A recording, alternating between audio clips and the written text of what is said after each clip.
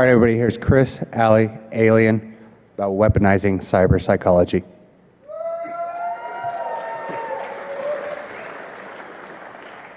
All right, thanks for turning up. We're going to try a little something first, so if it fails, then it fails. We can just have some audio. Too black, too strong. Yo, Chuck, these honey drippers are still front on us. Show them that we can do this, because we always do this. Yeah, boy! Bass, how low can you go? Death row? What a brother know. Once again, back is the incredible rhyme animal, the uncannibal thief. Public.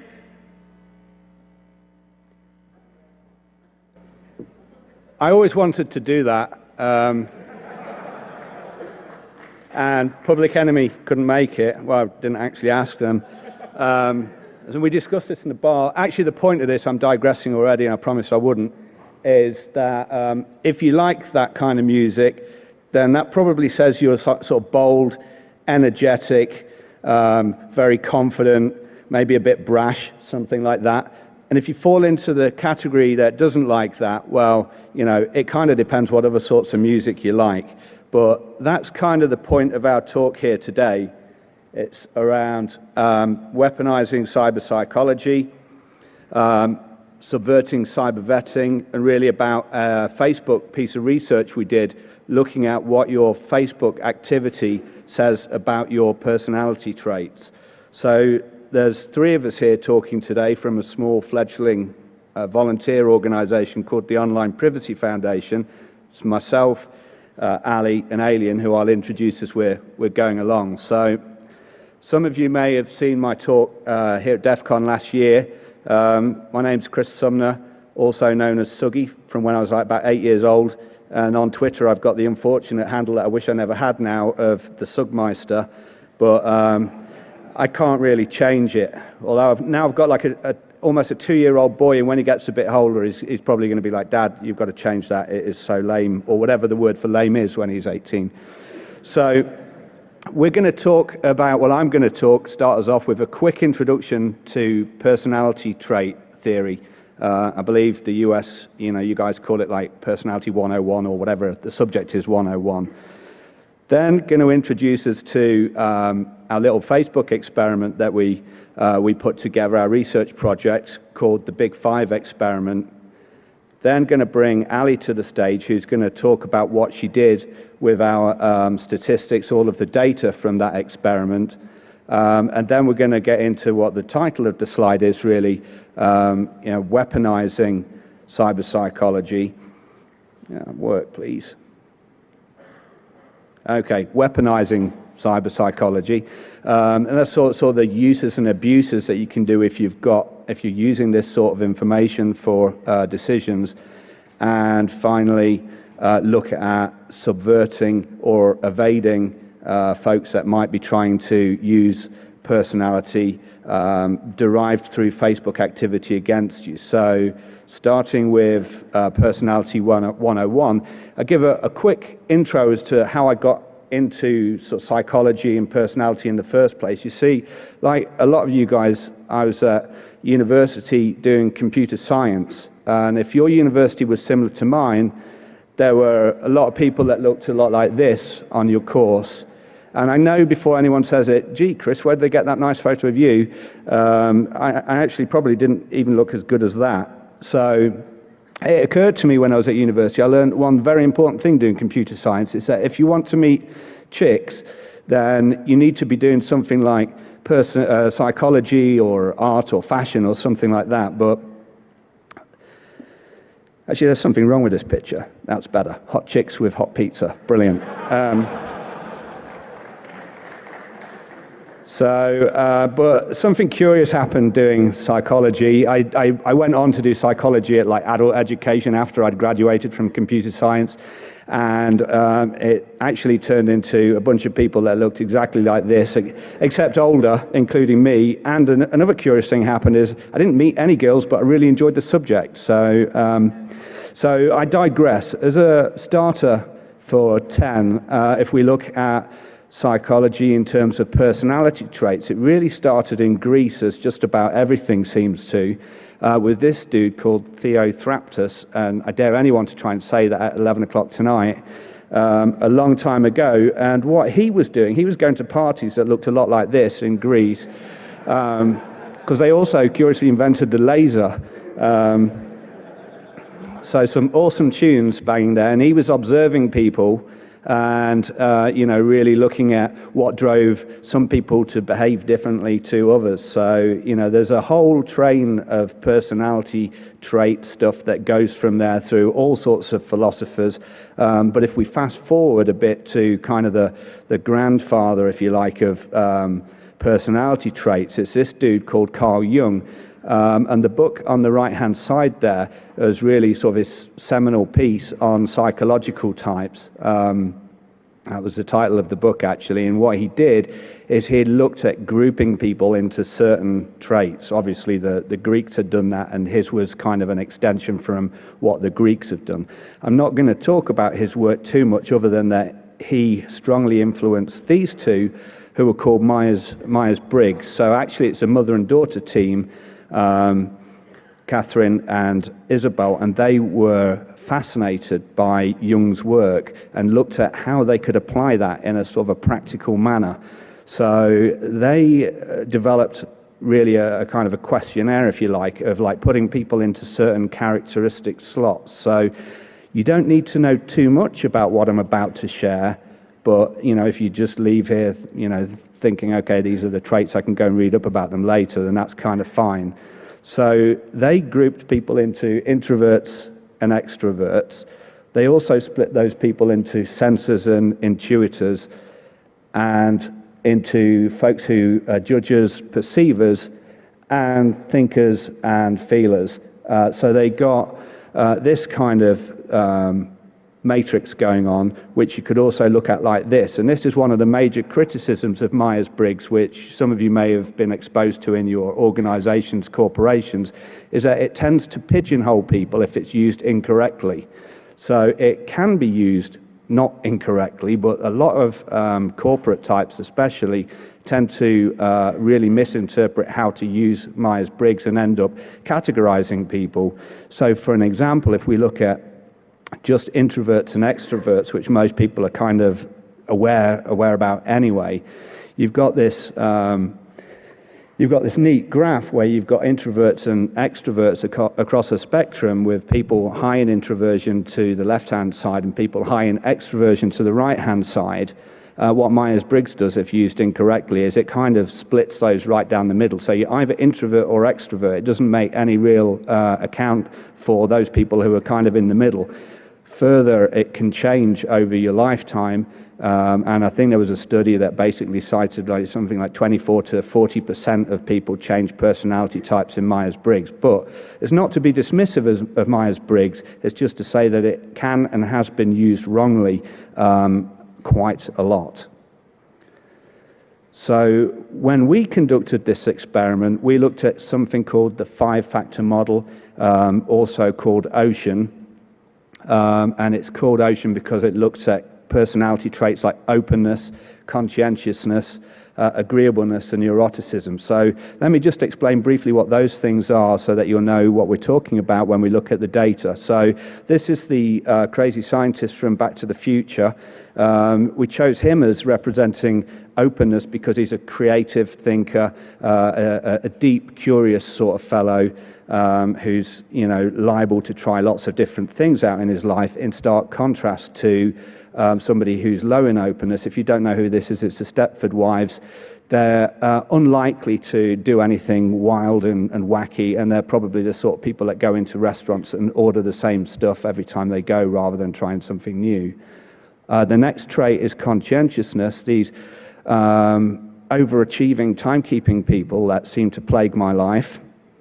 Or you could look at it as the RoboCop dimension, part man, part machine, or cop. RoboCop is task-focused. If you need anything doing, RoboCop is probably your man, in contrast to Uncle Buck.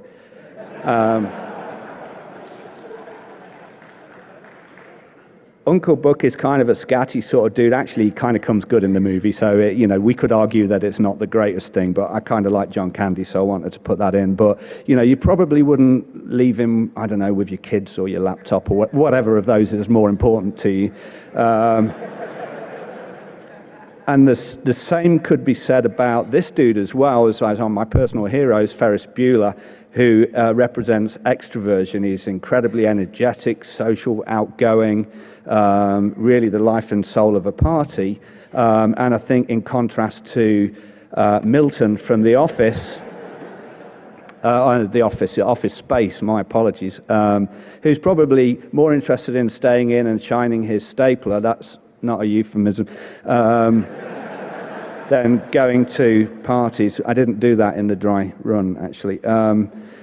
Then we've got agreeableness, and I chose Forrest Gump because Forrest Gump is kind and considerate, a very trusting individual.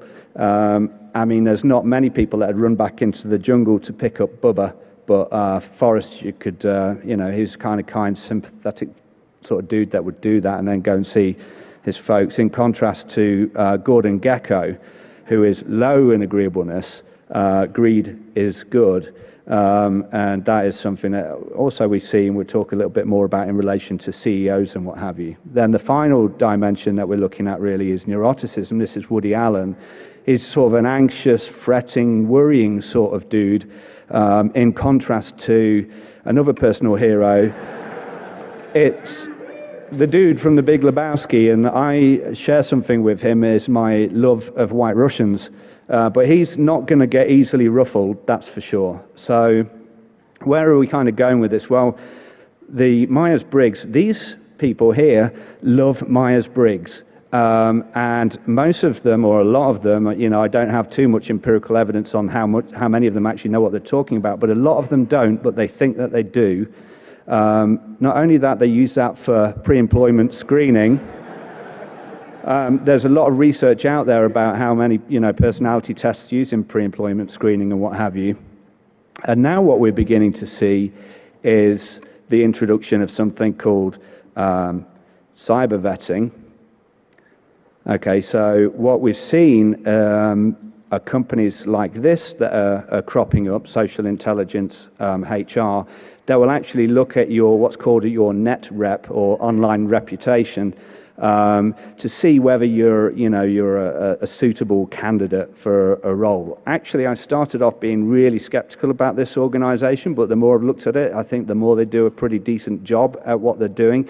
I'd sooner have these guys looking at my online behavior than having some untrained corporate person trying to do that for them, because they seem to regulate themselves, a lot better. But anyway, I digress further. I was flying to Austin in Texas last year, and I found myself at the self-help section at the airport, the self-help in the bookshop at the airport.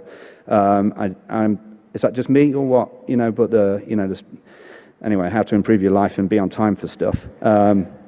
And I picked up this book by a gentleman called Sam Gosling, and he wrote a book called Snoop, and it's about what your stuff says about you, how your rooms and your spaces, what that really says about you. And, for example, if you've got a messy bedroom, for example, you're probably low in conscientiousness. But just because it's neat doesn't mean you're high in conscientiousness. What we'd really have to do is see that being repeated time and time again. So, yeah, you might tidy up your room in some mad spring clean, but then it gets messy again after a few days. That doesn't mean you're high in conscientiousness. But in his book, he alluded to, a growing area of research around social media and personality traits, and that's what kind of inspired some inspiration, and also got me kind of worried, because you've got personality tests that are using sort of corporate vetting that pigeonhole people, if you like. You've got corporate types that love to use it, but really are pretty clueless for a lot of them. You've got an explosion in social media, and now you've got cyber vetting coming up. So that gave us our, oh crap moment, actually. Now people can tell who I am without actually meeting me. Which was, a bit of a concern. So a friend of mine who I saw co-founded the Online Privacy Foundation with, were in a pub having a beer and discussing this. Actually, we ended up having quite a few beers. And we came up with, let's do this Facebook. We can do this on Facebook. It'd be a good opportunity to learn how to use Facebook. And we came up with the Big Five experiment. It was a Facebook application that we used that took in as actually over 150 data points made up of 74 Facebook data points, which was, to our knowledge, the largest study of its kind. And we also used something called linguistic inquiry and word count, which looks at not just the points, but the type of language that you're using in your Facebook activity, your comments, your photo descriptions, your profile, and what have you. And if you're new to this, this is a UK election, and they analysed linguistics from the speakers, and you ended up here with this chap, Nick Clegg, who it says helpfully is the most vague. So there you can see linguistics being used in I guess a practical context. Now, we had a bit of a problem with our application because we wanted to grab quite a bit of data. Here is the application that you probably all love to hate. It's called Farmville, if you can't see it at the back. And this is what it asks for. And that's what we asked for. And we asked people to trust us to handle their information appropriately. So we had a bit of an uphill battle, but we were kind of able to work beyond that through successfully marketing and building trust, and we ended up with a relatively good sample set. However, it turns out my drunken mate and myself, actually I shouldn't have said that, didn't have enough information to know what to do with statistics. So we managed to recruit statistics ninja, although she doesn't like that phrase. So I'd like to welcome Ali B to the podium, please. Big hand for Ali B. This doesn't work, so we just need to do the page up and down thing. It's the page up and down. Hello everyone, I am the resident stats expert with the team, and what I'm going to do for the next 15 minutes or so is talk you through a little bit about what we did with the data that we had, some of the decisions we made about what to do with that data, talk you through the results that we found, and also try and apply this to what it actually means in the real world.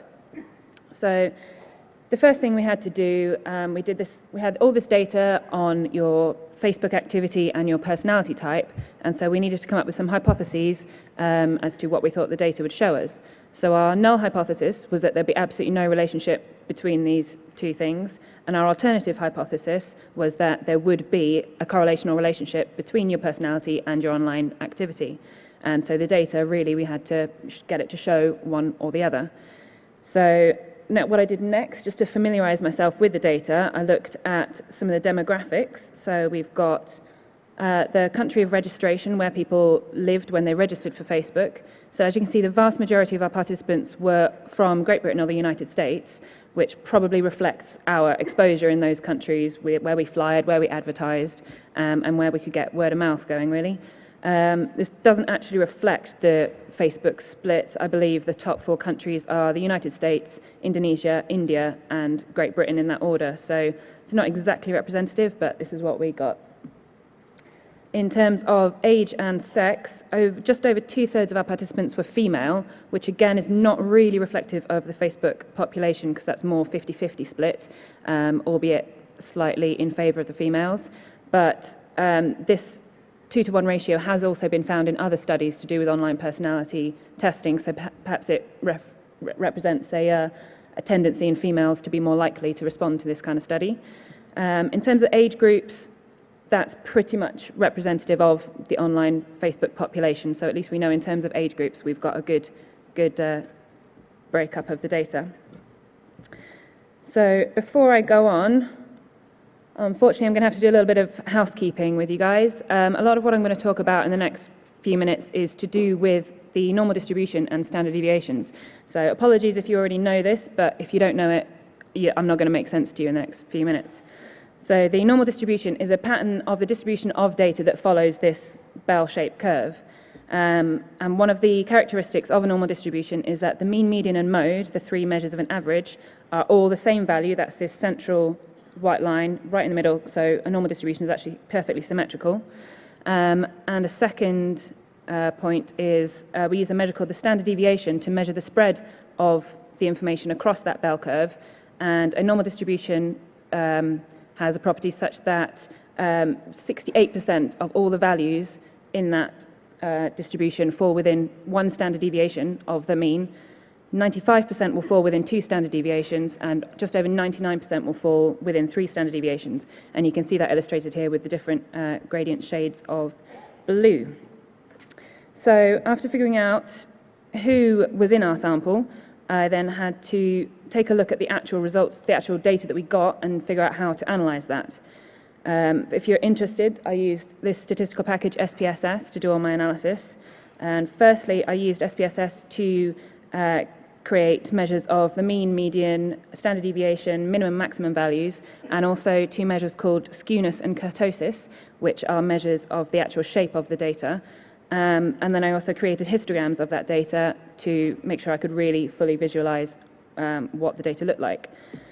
So here's an example. This is the number of posts our sample made in February 2001. And as you can see here, it's a highly skewed distribution. It's absolutely no way this is normally distributed, as opposed to this distribution, which is the personal pronouns that people use in their Facebook posts. And as you can see, this kind of has the potential to satisfy a normal distribution, but we're not quite sure, so we need to do some further tests to find out whether it can be reasonably assumed that it satisfies a normal distribution. So I used SPSS again to calculate Kolmogorov-Smirnov tests of normality, which test the data to see if it can be reasonably assumed that it fits a normal distribution. Unfortunately, with the tests I performed, it showed that none of our data points could be considered to be normally distributed. So that was a bit of a bummer. But why is this important? Why am I banging on about distributions and normally shaped distributions? It's because when you're doing a correlational analysis, there are 2 main different types of analysis that you can use. One of them is the Pearson's test, and one of them is a Spearman's test. Now, Pearson's is better. We like Pearson's because it looks at the actual magnitudinal difference between 2 data points, whereas Spearman just has a rank value, so it's just first, second, and third, regardless of the difference between them. So we really want to use Pearson's, but the only problem with that is we can only use Pearson's test on data that is normally distributed and that has a linear relationship between 2 variables. So it was a bit of a bummer that none of our variables were normally distributed, but we do have an exception to the rule in the central limit theorem, which states that with sufficiently large sample sizes, all samples tend towards the normal distribution. So if we wanted to, we could use that as a kind of get-out-of-jail-free card and go ahead and use the Pearson's test. But I ended up not doing that, and there are 3 main reasons for this. Firstly, our Kolmogorov-Smirnov tests of normality showed that none of our data was normally distributed, so that kind of reinforced the non-normal nature of them. Secondly, we don't know anything about the underlying population. So, for example, I have no idea about the distribution of neuroticism amongst Facebook users, and I'm pretty sure no one else really does either. So if the underlying population isn't normally distributed, I'm not really comfortable in saying that the sample we took was normally distributed. And third and finally, with sufficiently large sample sizes, and we had a sample of 537, which in statistical terms is pretty good, so with sufficiently large sample sizes, the Spearman's test is only slightly less powerful than the Pearson's. So in this case, I would rather have erred on the side of caution and get results that we can actually count on rather than risk using an inappropriate statistical test. So our study was a correlational analysis looking at Big 5 personality traits and our Facebook activity. Now, one thing it's really important to remember with correlational studies is that correlation does not necessarily mean causation. For example, there is a very high correlation between ice cream sales and shark attacks, but it doesn't mean that eating ice cream is going to make you get eaten by a shark. It means there's a third variable there, the weather or the temperature, that we haven't measured, which affects both of those things. And also there could only be 1 extra variable, or there could be 2 extra variables or 3 extra variables. You can't measure everything, so you can't assume that just because there's a correlation between 2 things, that is the reason for the increase. So I'm going to talk you a little bit through our results now.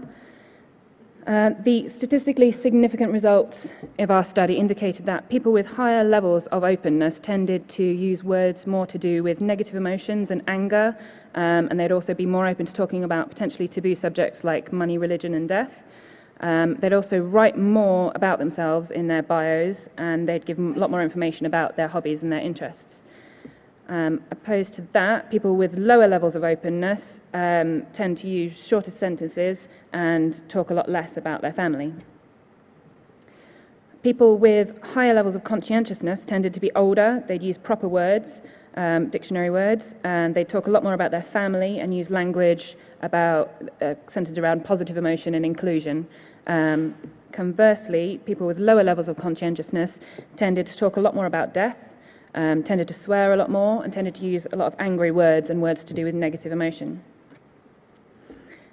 People with high levels of extroversion tended to have a lot more friends on Facebook. They tended to post a lot more photos and a lot more comments, and they used words to do with friends and friendships, and used a lot more words to do with positive emotion and assent.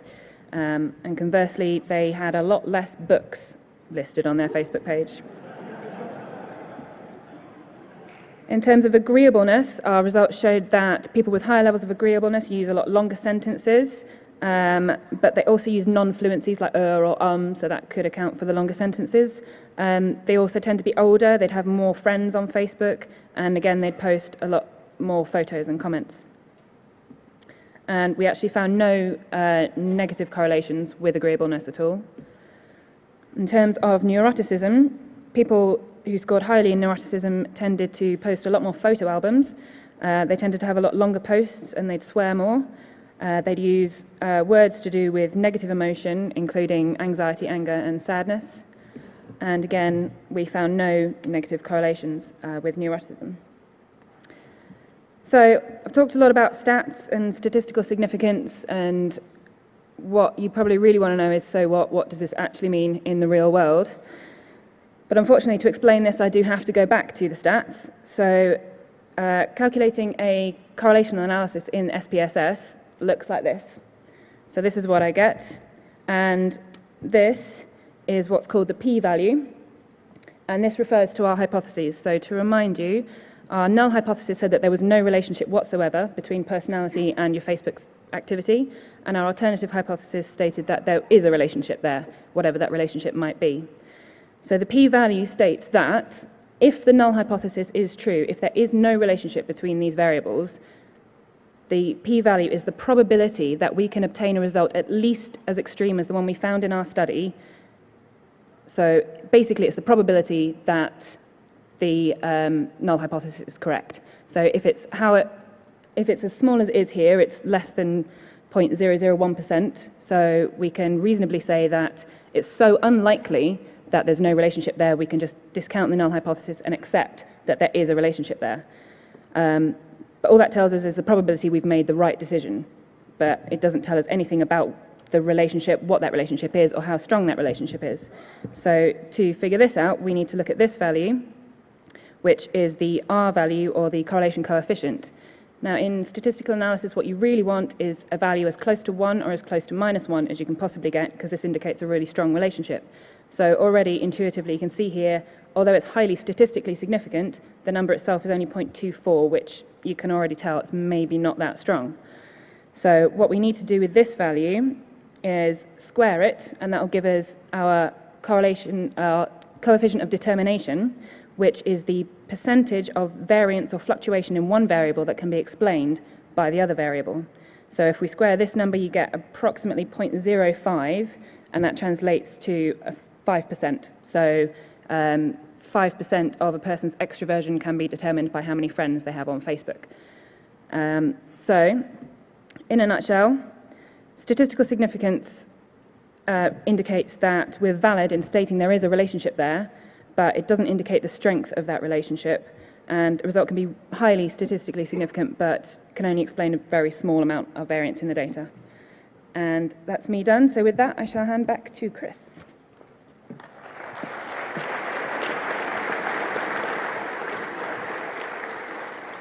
So Ali explained this to me again in a bar, and I was like, well, you know, I can see your lips moving, but I just can't understand a word you just said.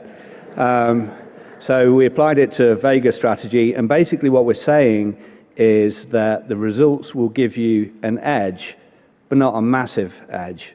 Or stated another way, if you want to make an educated bet and a highlighted bet, then you'd be crazy to bet against those odds. So, you know, the point is that, yeah, it does show relationship, but of what practical significance is there? And that was, I guess, one of the titles we looked at for the talk, but since it was DEFCON, it was like, practical significance, who's going to turn up? Let's call it weaponizing.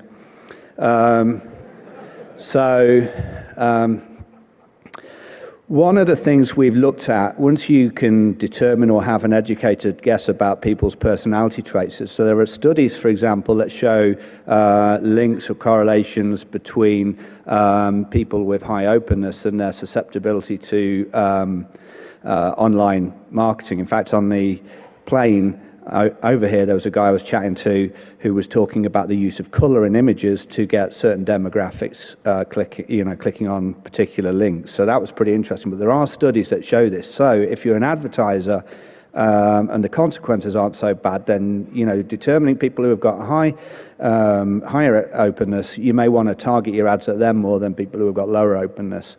And if you want to see something pretty neat, if you go to WeFeelFine.org, you can see this used in kind of a sentiment analysis of people's blogs and tweets and stuff like that. And it's really pretty neat, and it's worth going and having a look at it for. But, as with discussions in pubs, kind of turn to looking at, well, what could you do with online dating? So, for example, if you were looking at a potential mate's Facebook page, you may be able to determine whether there's a slight chance that they may be slightly more high maintenance, for example, or somewhat more promiscuous. In fact, there's a book that Sam Gosling references in his book Snoop called The Rachel Papers by Martin Amis, where the central character of that kind of adapts his personality and what have you to get the girl. So this could, this could work well in theory until you actually try and apply it and actually meet the person in real life. And there's a kind of a dating rule that's well known, is that you can only really date between plus or minus 2 of your potential match, unless you've got something to trade with, like a large bank account status, or something like that. So unfortunately, in this case, you're not going to get too far. But if you don't intend to meet them and you're conducting, say, a romance scam, for example, then it could be quite useful to you because you're not using your own picture anyway. So, looking at this, we're also, okay, well, what other studies are there that are out there? What other information is out there? And now agreeableness is associated with gullibility as well. So let's say you're conducting some social engineering. Maybe you're using your favorite tool for trawling through a wide range of sort of social network profiles, maybe Maltego, if anyone saw the talk last year. It might be useful to know who the people who are more agreeable in a group are and target them first. Because they're likely to be somewhat more gullible than the others. And I guess the key point is, remember that this is a bet. It doesn't mean they are going to be more agreeable. It means that you've got a slight edge over just selecting people at random.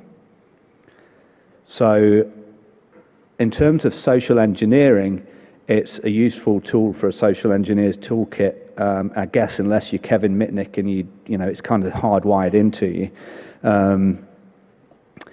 So I don't know if anyone saw, I guess you all did, the H.B. Gary stuff earlier this year. Well, there was there's a lot of articles written about that, and this term came up, sock puppets, which I'd never really heard of before, but it's essentially the practice of having fake personas, lots of fake personas on social network sites, and having them do all sorts of, fun things. And to really explain what some of those fun things are, here's something I really recommend going and checking out on Google.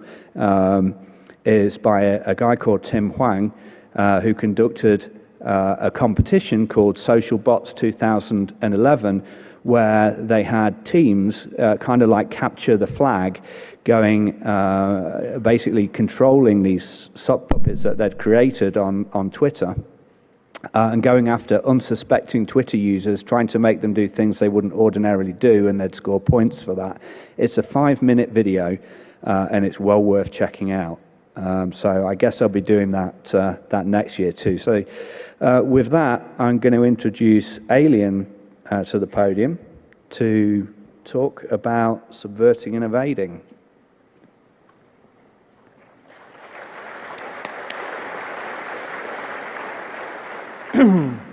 So hi there, as you can see, I'm a goon. I co-run DEFCON London with Major Malfunction.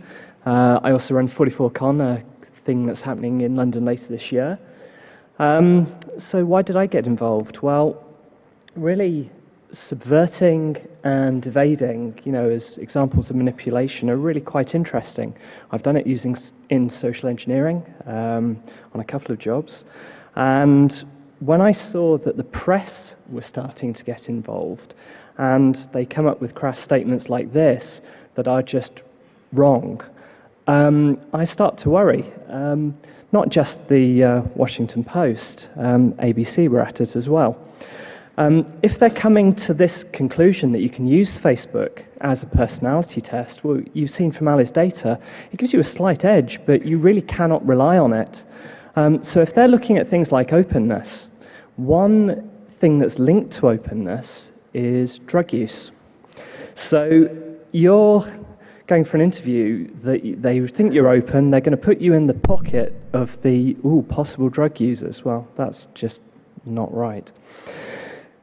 The other issue is that they go into a bit more detail, and it's not just openness.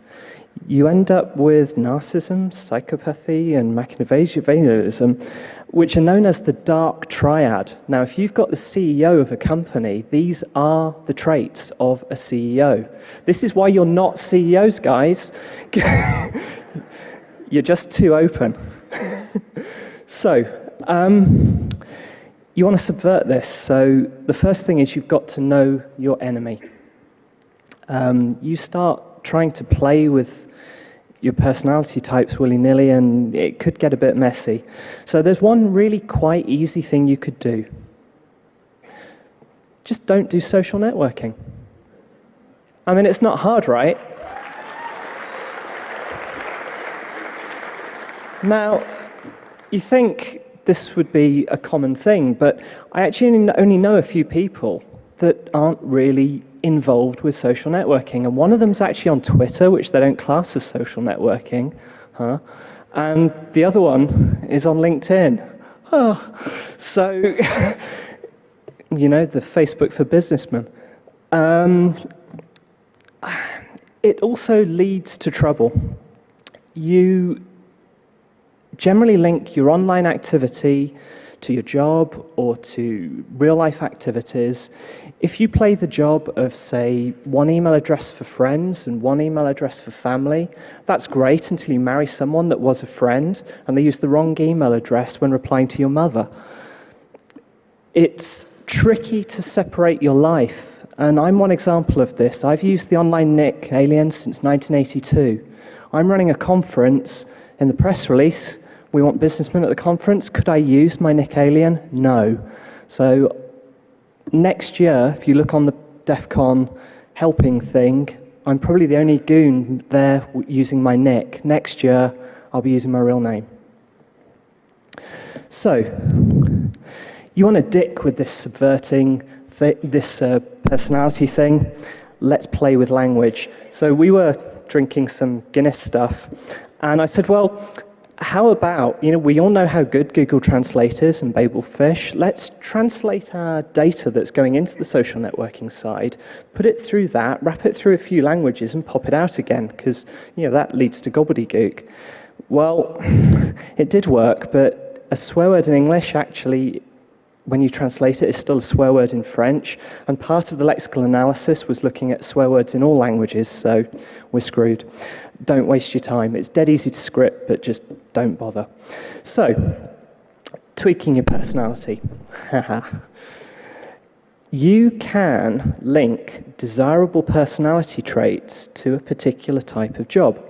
So you've got openness here that is quite a large range of acceptable values. I think you've got extrovertism that's actually a much narrower range. Now, this is great, but how do you know what to say that would influence these values? And with a bit more Guinness, we actually came up with this. How about if we wrote an app that you put your status message that you want to actually do, you then tweak the sliders, so I want this really open or really extrovertism, and then we pop out the status message afterwards. Now that would be really cool. So if you're going to go away and write this, Creative Commons please, there's the license, and second, we need a copy because we've got to give it to Ali, because we've actually got to work out whether your correlation of this data is correct, and as you've seen, that's not necessarily trivial. So the last possible thing that we could really think of is, let's play with some pills. Psychotropics, yeah, great fun. A lot of research has happened in Russia and Eastern Europe, not so much in the Western world, except for things like Prozac. The problem with something like Prozac is your base level that you start at is very variable, because Prozac is thrown out like Smarties, it seems. So you're not going to end up with a nice correlated set of results, and Ali will chew your ass, so yeah, forget it. And it's now back to Chris. Thank you.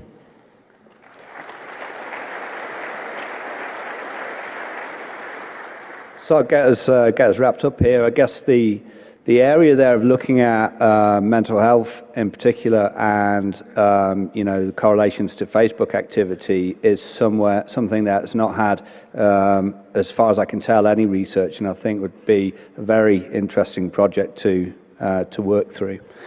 So where are we kind of going with this? Well, here's the thing that really concerned me is that you're on social networks, maybe you are in college, your digital stuff lasts forever. I know if I had my pictures and activity from Facebook when I was 18, I probably wouldn't be in employment now. It doesn't get spent. It's always there. So if people are going to be trawling that, then, we've got a problem, especially if they're going to be trawling that and jumping to incorrect conclusions. So what we're not saying is that there is no link here between Facebook and personality. What we're hoping the message is that, yes, there is a link, but don't use it on its own for basing critical decisions.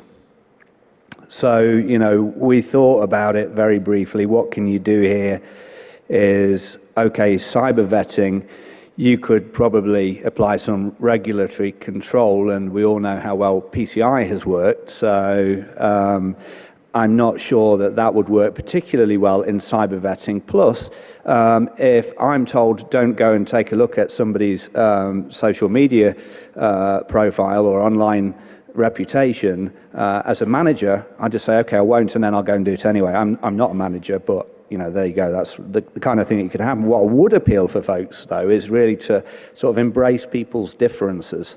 The edges are where the really cool stuff happens. So, kind of being a bit more open to people's differences. And the final thing, I guess, for you guys really is that where you see these statistics in the newspapers saying that Facebook can reveal your personality, question and challenge what it says, because those articles stem from a piece of research that did not say that this can be used in this context. The newspapers grasped onto that.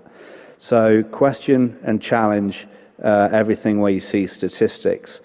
So we've looked at an intro to personality, hopefully very briefly. We told you about our Facebook app. Ali told you about statistics and blew my mind. We talked about briefly, how you can use that information for good and for bad, possibly. We talked about how you might hide from it. And then we talked about kind of what you can do. So this really kind of concludes our talk almost. Just want to bring Alien to the podium for one final comment before we wrap up. Okay, so this one's kind of personal. You've probably heard about Barcode. He's got a pretty nasty disease. His bone marrow's screwed. It's killing his red blood cells. He's basically living on transfusions. So if you're a US citizen Your last chance to give blood is 1900 today. Please do it. The second thing is, again, if you're a US citizen, please go to the contest area and get tested for your bone marrow, because that's the only hope of really curing what he's got. The reason we can't do it, by the way, is us Brits have all got mad cow disease. So don't ping him with emails, Twitter, etc. Look at barcodestatus.tumblr.com. And if all this isn't a good enough reason to do it, Priest says do it, so damn well do it. Thank you.